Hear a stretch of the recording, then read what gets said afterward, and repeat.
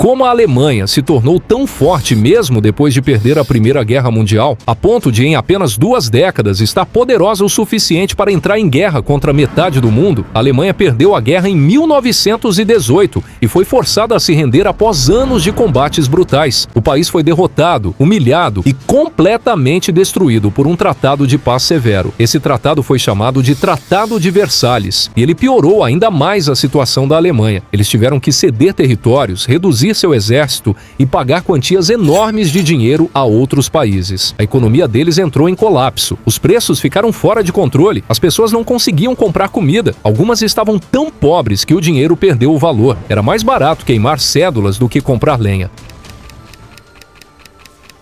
O mundo achava que a Alemanha estava acabada, mas então algo mudou. Em 1919, após o fim da Primeira Guerra Mundial, um novo governo chamado República de Weimar assumiu o controle da Alemanha. Durante o início da década de 1920, a Alemanha passou por um curto período de crescimento nas artes, na ciência e na cultura. Foi um tempo de criatividade, apesar das dificuldades econômicas. Mas, nos bastidores, algo mais estava acontecendo. Mesmo que o Tratado de Versalhes proibisse a Alemanha de reconstruir seu exército, os líderes alemães começaram secretamente a treinar soldados, já em meados da década de 1920. Para esconder isso, eles enviaram soldados para a União Soviética para treinar, longe dos olhos da Europa. Ao mesmo tempo, fábricas alemãs começaram a se preparar para o futuro, construindo em segredo armas e equipamentos militares. Então, em 1929, a Grande Depressão atingiu o mundo. A Alemanha foi duramente atingida. Empresas fecharam, pessoas perderam seus empregos e muitas famílias não conseguiam pagar nem por alimentos ou abrigo. Foi nesse momento que Hitler chegou ao poder, prometendo consertar tudo e tornar a Alemanha grande novamente. Assim que se tornou o líder, ele assumiu o controle total do governo. Ele aprovou leis para silenciar seus oponentes, controlou a mídia e garantiu que apenas sua voz fosse ouvida. Então, ele começou a trabalhar na reconstrução do país. O governo iniciou projetos de construção em massa, como rodovias, ferrovias e fábricas. Isso deu empregos a milhões de pessoas desempregadas e fez parecer que a economia estava melhorando. Ao mesmo tempo, Hitler começou secretamente a rearmar a Alemanha,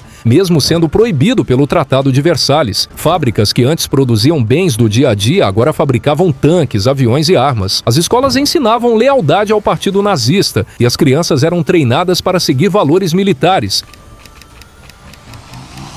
E em apenas alguns anos, do meio ao fim da década de 1930, a Alemanha parecia forte novamente, não apenas na economia, mas também no poder militar. Em 1935, Hitler reintroduziu o serviço militar obrigatório, construindo um novo exército em violação direta ao Tratado de Versalhes. Depois, em 1936, tropas alemãs marcharam para a Renânia, uma região no oeste da Alemanha. Foi um movimento ousado e ninguém o impediu. Ao perceber que o mundo permaneceu em silêncio, Hitler ficou ainda mais confiante. Em 1938, a Alemanha anexou a Áustria e uniu os dois países sob o regime nazista. Mais tarde naquele ano, ele voltou sua atenção para a Tchecoslováquia, exigindo uma região chamada Sudetos. Líderes mundiais, na esperança de evitar outra guerra, cederam às suas exigências. Cada passo tornava a Alemanha mais forte e mais agressiva. Em 1939, Hitler estava pronto para ir ainda mais longe, e foi nesse momento